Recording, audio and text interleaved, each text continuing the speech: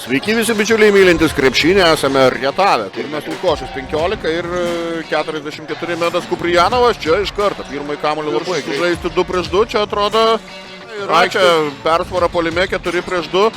Kelmelis, kokį metimą. Dar kartą Kelmelis iš toli ir 8. Ojojoj.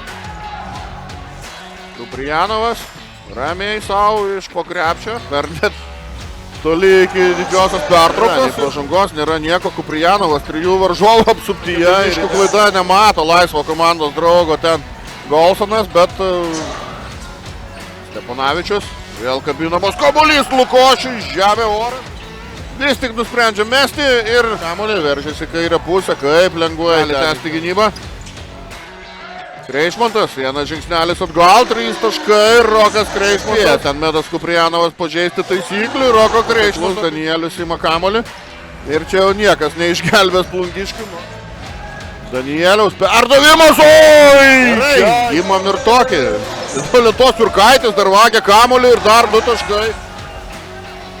Renkasi tolimą metimą. Centras, Malto vagystė. Kaukšt, Maziliausko dėjimas, Plungės Olimpas. Domauskas, iš toli, 3-3. Kamuolį šiandien atiduoda į Malzui, Malzas 3. Nepataiko, Steponavičius skuodžiai prieki ir gauna blokus. Oi, čia kaip gražiai pasidalina. Maziliausko leidžiam atakuoti iš toli ir Malzas. 39-29. Vėl čia gauna gerą Lukošiaus užtvarą, Lukošius gauna bloką. Klausimas turbūt kuriam tik laikui, bet kaip dabar vėl pramiegamas. Kelmelis. Gali pataikyti Kelmelis ir Kelmelis. Lukošiaus užtvarą. Semaška iš toli ir čia jau. Norėjau sakyti, paguldys kamuolį ant žemės, bet Semaška užteks.